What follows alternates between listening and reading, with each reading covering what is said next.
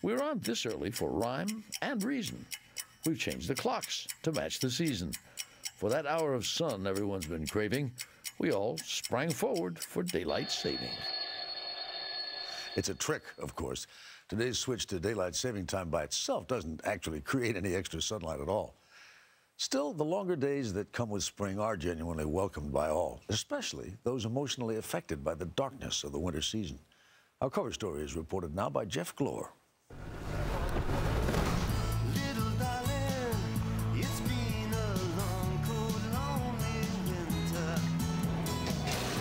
Had enough of this? Here comes the sun.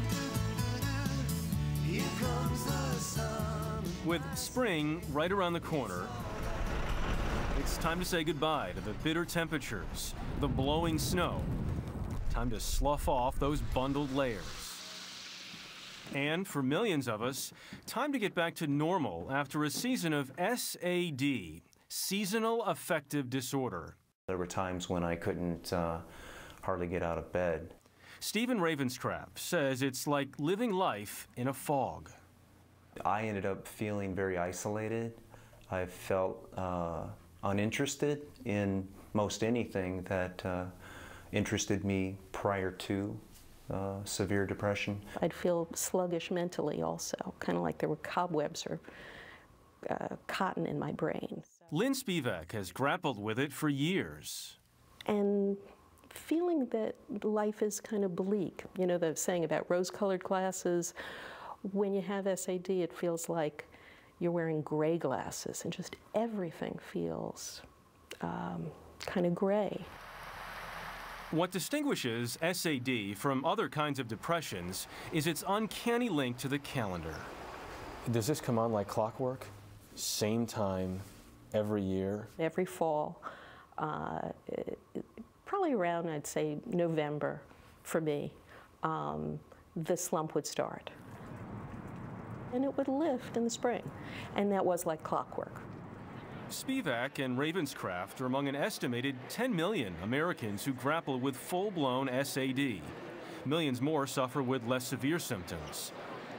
And if you're one of those skeptics who think SAD is a made-for-TV ailment, Dr. Michael Terman begs to differ. It's as severe as any depression.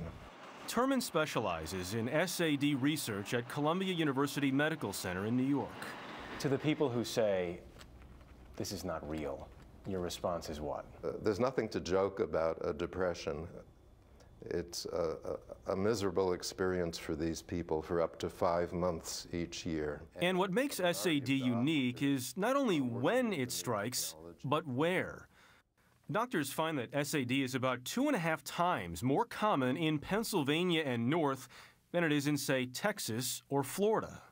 That might not be surprising. After all, here in Miami, winter feels an awful lot like summer. But researchers say it's not really the temperature that keeps SAD at bay.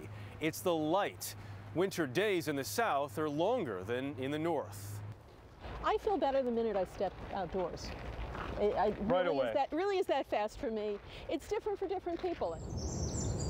Since SAD seems to be linked to our exposure to light, doctors urge patients to get outside during the day. If you're in a pretty place like this, which is why Lynn Spivak calls the winter walking tour she gives at the Brooklyn Botanic Garden chasing away the winter blues.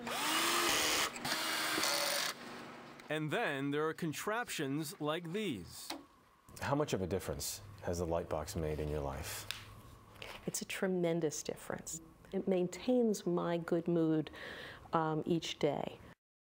Doctors believe that's because bright light inhibits the brain's production of the hormone melatonin, which makes us sleepy.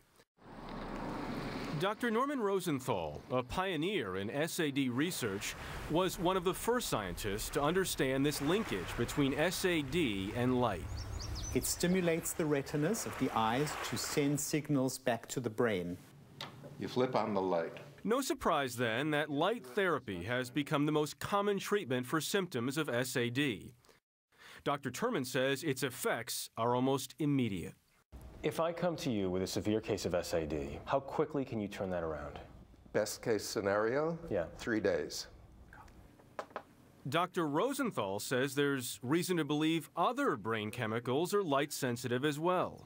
One is serotonin, and others are norepinephrine and dopamine, all three of which incidentally are also affected by antidepressants. What about antidepressants?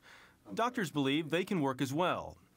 Stephen Ravenscraft says that for him, a combination of antidepressant drugs works best of all. That I was saying to my wife, you know, this is really different.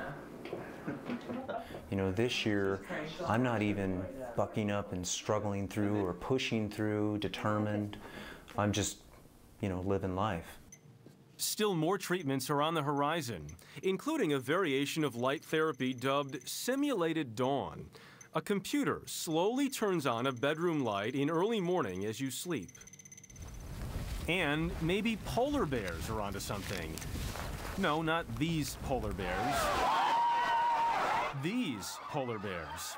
Those fans of frigid waters may not be so crazy after all.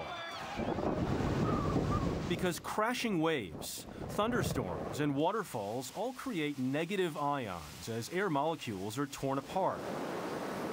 And while scientists don't understand why, they do know that negative ions seem to have a positive effect. So this is an electronic ionizer. This is a new kid on the block.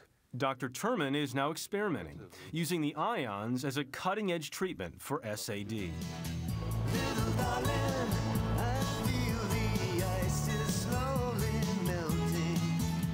For years, it was just something about the winter, something only the spring could cure. Today, victims of SAD no longer have to suffer in the dark.